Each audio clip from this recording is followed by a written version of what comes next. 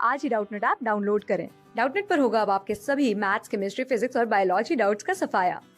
बस अपने क्वेश्चन की फोटो खींचो, उसे क्रॉप करो और तुरंत वीडियो सोल्यूशन पाओ। Download now. यहाँ पर हमें बायोडाइवर्सिटी के बारे में कुछ स्टेटमेंट्स दी हुई हैं और इनमें हमें ब्लैंक्स को फिल करना है अप्रोप्रिएटली और करेक्ट आंसर को सिलेक्ट करना है।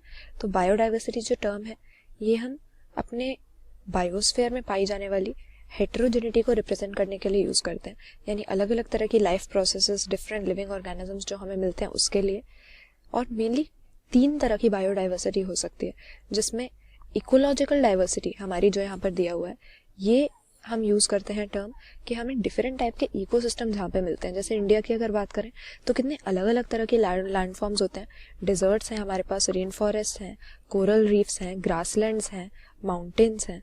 तो अलग अलग तरह की ये जो हमें इकोसिस्टम्स मिल रहे हैं जिसमें डिफरेंट लिविंग ऑर्गेनिजम्स रहेंगे, इसको हम इकोलॉजिकल डाइवर्सिटी कहेंगे।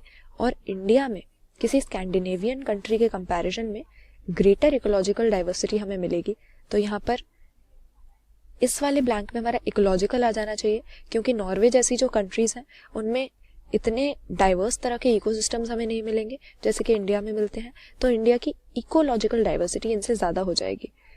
इकोसिस्टम की डाइवर्सिटी के लिए हम इकोसिस्टम टर्म तो यूज करते नहीं है, इकोलॉजिकल डाइवर्सिटी उसे बोलते हैं। इसीलिए ऑप्शन ए में सही ब्लैंक फिल किया हुआ है। फिर आगे देखें तो लिखा है कि वेस्टर्न घाट्स में ईस्टर्न घाट्स के कंपैरिजन में ज्यादा डाइवर्सिटी है। किस चीज की? एम्फिबियन की स्पीशीज के लिए वेस्टर्न घाट्स जाना जाता है। एम्फिबियंस एक ऐसा टेक्सोनॉमिक ग्रुप है जो कि काफी इजीली थ्रेटन्ड होते हैं, यानी इनकी स्पीशीज बहुत सारी ऐसी हैं जो इजीली एंडेंजर्ड हो जाते हैं, थोड़े वल्नरेबल होते हैं, ज्यादा लाइकली होते हैं एक्सटिंक्ट होने के लिए या अपनी पॉपुलेशन में डिक्लाइन फेस करने के लिए। और वेस्टर्न घाट्स वैसे ही बायोडाइवर्सिटी में बहुत रिच है। ईस्टर्न घाट से अगर कंपेयर करें तो एम्फिबियंस की स्पीशीज, फ्रॉग्स वगैरह यहाँ पे बहुत तरह तरह के पाए जाते हैं, स्पीशीज रिचनेस इनकी बहुत ज्यादा है। तो यहाँ पर हम कह सकते हैं वेस्टर्न घाट्स में एम्फिबियन स्पीशीज की ज्यादा बायोडाइवर्सिटी है ईस्टर्न घाट्स के कंपैरिजन में। तो ये भी हमें ऑप्शन ए में सही दिया हुआ है, बी में एम्फिबियन स्पीशीज लिखा है।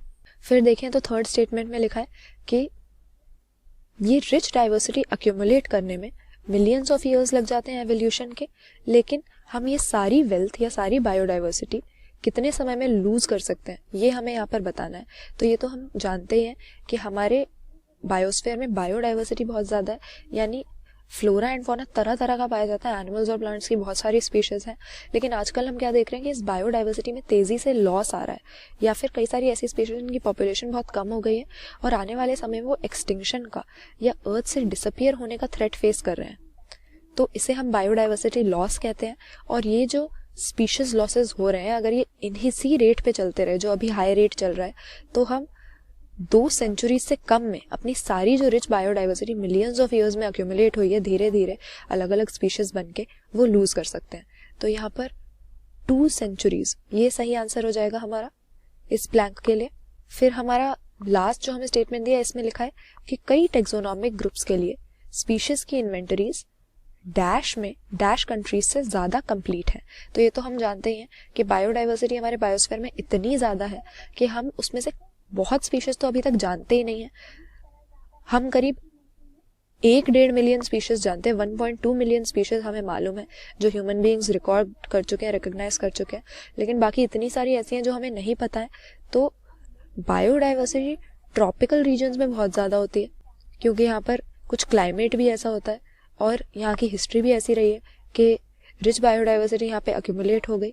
तो ट्रॉपिकल रीजन्स की बायोडाइवर्सिटी की इन्वेंटरी करना, यानी यहाँ पर लिस्ट बनाना कौन सी स्पीशीज पाई जाती हैं, ये बहुत ही मुश्किल होता है।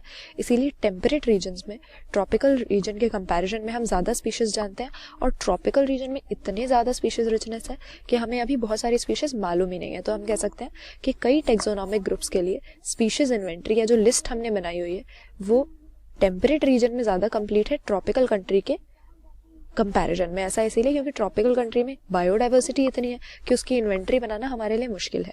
तो ये भी यहाँ पर सही लिखा है कि टेम्परेट रीजन में ट्रॉपिकल रीजन के कंपैरिजन में ज्यादा कंप्लीट है। तो बायोडाइवर्सिटी के बारे में हमें जो यहाँ पर स्टेटमेंट्स दी थी उनमें करेक्टली ब्लैंक्स को ऑप्शन ए में फिल किया गया, तो ये अपना करेक्ट आंसर हम यहाँ मार्क कर देंगे। क्लास 6 से 12 से लेके नीट, IIT, JEE मेंस और एडवांस के लेवल तक 10 मिलियन से ज्यादा स्टूडेंट्स का भरोसा। आज ही डाउनलोड करें डाउटनेट ऐप या व्हाट्सएप कीजिए अपने डाउट्स 8400 400 400 पर।